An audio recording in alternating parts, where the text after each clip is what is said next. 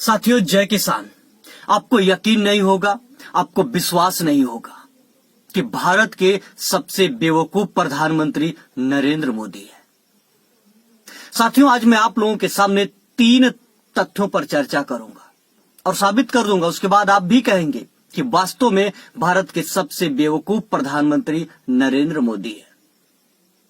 तो साथियों, आइए उन 3 पहलुओं पर चर्चा कर लेते हैं। सबसे पहले बात करते हैं लॉकडाउन की।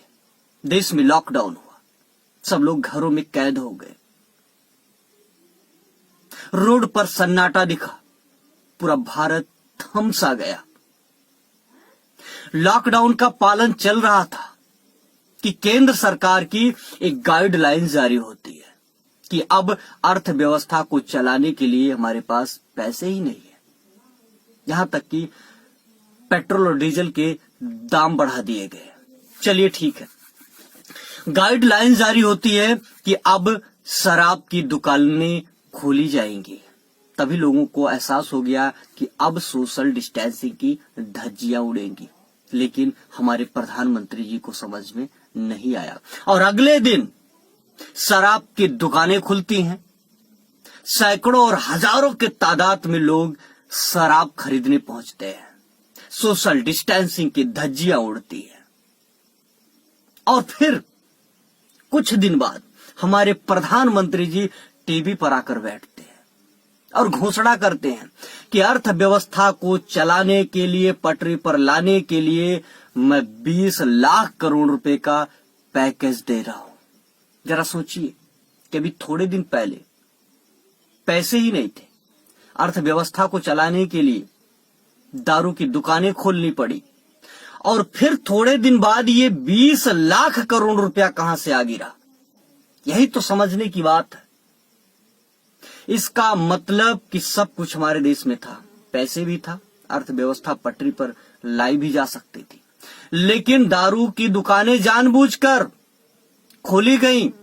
यानी हमारे देश में लोगों की जान प्यारी नहीं है, पैसा प्यारा है हमारे प्रधानमंत्री जी को। हमारे जान की कीमत कुछ है ही नहीं है। हम तो उनकी नजर में गंदे नाली के कीड़े के समान है। ये कहने पर मजबूर होना पड़ता है कि जिस सरकार के पास 10 दिन पहले पैसे नहीं थे, वो 10 दिन बाद 20 लाख करोड़ रुपए ला रहा है। कहां से आ रहा है, किस लिए आ रहा है? अर्थव्यवस्था को चलाने के लिए।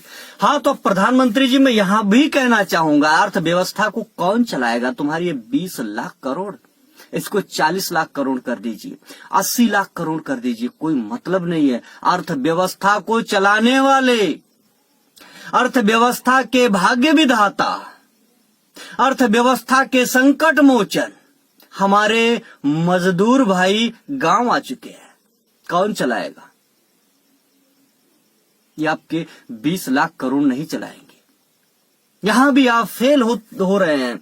यहां भी साफ साफ झलक रहा है कि आप बेवकूफ नहीं, जाहिल किस्म के प्रधानमंत्री हैं।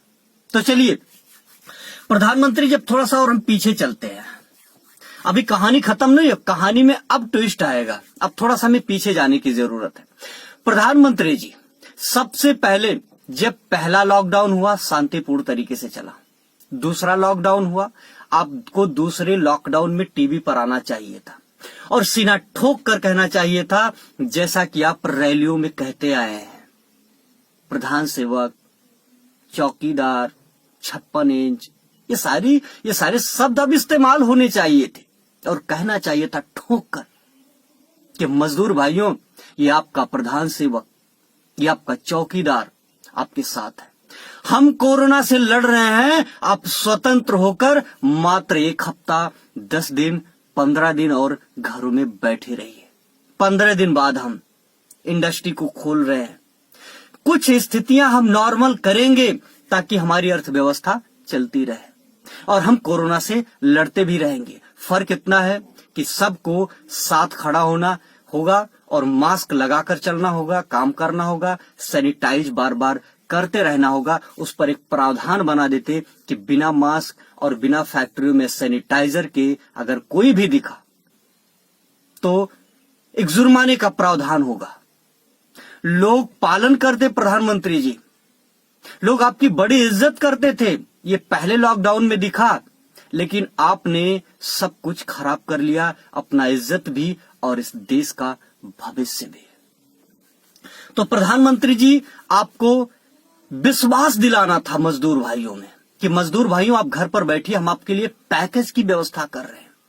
10,000, 5,000, 20,000 के एक पैकेज बना देते कि जब तक आप बैठे हैं तब तक के लिए ये पैकेज है, आप लोग और सब्र कीजिए।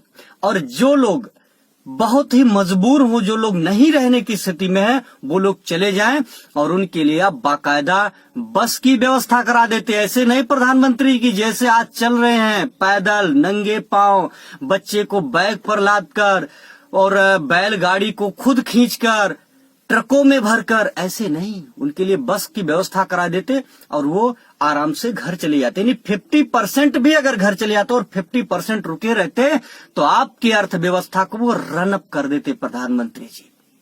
लेकिन ऐसा हुआ कहां? ना तो आप मजदूर भाइयों को विश्वास दिला पाए, ना आप उनके साथ खड़े हो पाए। कभी जितनी बार आप टीवी पर बैठे, हम नहीं देखे, कभी नहीं देखे, आपका पूरा भाषण सुने, लेकिन कभी नहीं दिखा कि आप कभी भी गंभीरता से मजदूर भाइयों के लिए एक शब्द बोल दिए हो। कभी नहीं। वो मर रहे हैं, जिल्लत की जिंदगी जी रहे हैं ऐसे धूप में। अरे प्रधानमंत्री जी, पाप लगेगा। इतना तो अंग्रेजों ने भी नहीं सताया था जितना आप सता रहे हो। ये कौन सी हिटलर्स आई है, कौन सी हिटलर्स आई है? लोग मर रहे हैं, उनके लिए कोई योजना, कोई। अरे ये 20 लाख करोड़ भाड़ में जाए प्रधानमंत्री जी। मजदूरों ने तो साफ साफ कह दिया है कि प्रधानमंत्री जी, 20 लाख करोड़ से अच्छा होता इसकी घोषणा आप हमारे लिए मत करते, हमारे लिए बस उपलब्ध करा देते। और वैसे भी इन 20 लाख करोड़ों में वास्तव में मजदूरों को कुछ नहीं मिलेगा। ये मिलेगा तो उद्योगपतियों को, जिन्होंने आपको चंदा दिया है ना, उस चंदे को आपने कई हजार गुना में कन्वर्ट करके आप वापस कर रहे हो। और ये भी एकदम साफ तस्वीर है कि आपके बेवकूफियत ने, आपके मूर्खता ने प्रधानमंत्री जी, इस देश को अब 100 साल पीछे आप लेकर जाएंगे। ये भी साफ साफ झलक रहा है। ये देश अब 100 साल पीछे जाएगा, जिसके जिम्मेदार आप होंगे प्रधानमंत्री जी। तो साथियों, जय जवान जय किसान। और फिर अगले ये जो 20 लाख का बजट है, इसके कैलकुलेशन के बाद मैं फिर मिलूंगा कि किसको क्या मिला, क्या नहीं मिला। तब तक के लिए साथियों, जय जवान जय किसान, जय हिंदुस्तान।